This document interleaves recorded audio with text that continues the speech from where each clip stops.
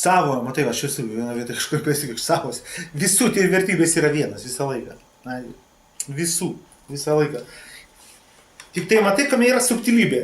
Matai, mes sakom, bendrais principais viskas paprasta, ir paskui tik pradė aiškintis ir pasipila visur, visose tėmose, čia principinis yra dalykas, žinai. Iškart pasipila subtilybės. Tai vertybės visų vienas yra. Tavo yra vertybė viena. Ir negali būti kita, nebent tu esi beprotis ir idiotas, žinai, kažkoks mazochistas iškrypęs pamišėlis, karočiui. Jeigu esi normalus žmogus, normalus. Nieko neišsiskiriantis normalus žmogus. Netgi įsivaizduok, net ne žmogus beveik. Praktiškai kiekviena pasaulio būtybė. Siekia visą laiką tik tai vieną. Būti kuo geriau. Va ta vertybė. Būti laimingu. Turėti kuo aukštesnė būties kokybė. Va kokia ta vertybė yra. Abstrakčiai gaunasi.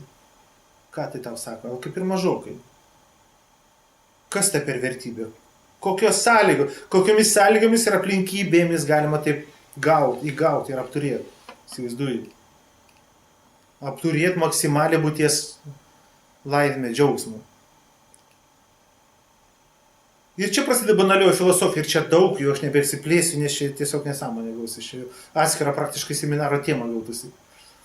Tada tu pradedi aiškintis, kaip tai padaryti. Ir tam jau reikalingas protas, intelektas, pažinumas. Pažinumas. Tam, kad būt laimingu, tau reikia tirti aplinką, nes tu būni aplinkoj.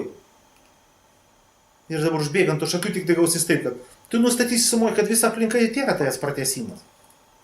Kad kiekvienas kitas žmogus tęsti tavęs pratęsimą. Įsivaizduoju. Matai, sakomės, jeigu nori būti laimingas, būti geroj būsenoj, tu turi turėti taiką, ramybę, meilę savo, savyje. Supranti? Pažiūrėk, dabar mes kaip tik pasakėm dar. Bet visas pasaulis yra tavęs pratęsimas. Įsivaizduoju. Tai reikia tą pasirodyti su viskuo būti pusiausvyrai, harmonijai, meiliai. Įsivaizduoju. Va, kaip tie klausimai buvo. Mažiau kištis, turėti elastinius santykius. Ir prasidėjo, tai kalbėjau, buvo pasinai seminaras apie santykius. Santykiuose tave supančia tikrovė, tema čia. Įsivaizduoju. Vertybės. Ir paskui matai, yra globali vertybė ir tą būti kuo laimingesniu. Paskui jau pradeda dėstytis, čia strateginis tavo tikslas skaitosi. Paskui jau prasideda taktika. Ką daryti, kaip daryti, kad tą gaut, kad taip būt. Įsivaizduoju.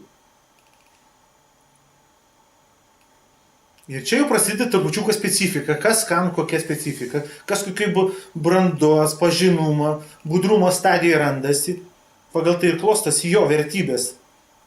Nes tam tikrą prasme, kiekvienas žmogus tarytume randasi skirtingai vietoje. Va šitą mūsų išreikštoj matricoj, jie visi skirtingai vietoje randasi sąlyginai. Skirtingo tik taške. Todėl neišvengiamai yra santykis su viskuo ir bet ko, kiekviena yra daugiau ar mažiau skirtinga. Pagavai fiziką, ar ne?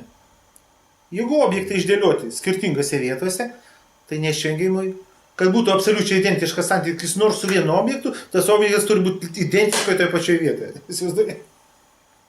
Taip nebūna. Tai va, ir vertybės, tada ir gausis, matai kas yra. Pažiūrėk. Mes sakom, tavo strateginis tikslas būti pačiu laimingiausiu. Ne pačiu žodis tai durnai jau skamba, pačiu tai tarytum už kitus laimingesnius, supranti? Tiesiog laimingiausiu, laimingų, maksimaliai laimingų. Kaip tai padaryti? Va, pažiūrėk, jau klausimą užduodi, pažiūrėk. Kaip tai padaryti? Ir tai yra jau proto klausimas. Jau protui tu duodi užduotį. Kaip tai padaryti? Ir tu jau sakai, kokie mano tikslai. Tu iškart protui užduodi užduotį. Supranti? Kompas jau pradeda spręsti. Tu kompui užduodi užduotį, išspręsk, sakai. Smegenims užduodi užduotį. Kitam žmogui užduodi, sujungi smegenis, prijungi prie savų. Už tai mes vientisą būtybę sakai. Kaip tai padaryti? Ir tai jau proto darbas. Protas dirba. Kaip padaryti mane laimingu? Dabar čia jau man taip sakau prasidė. Pražinumo principai.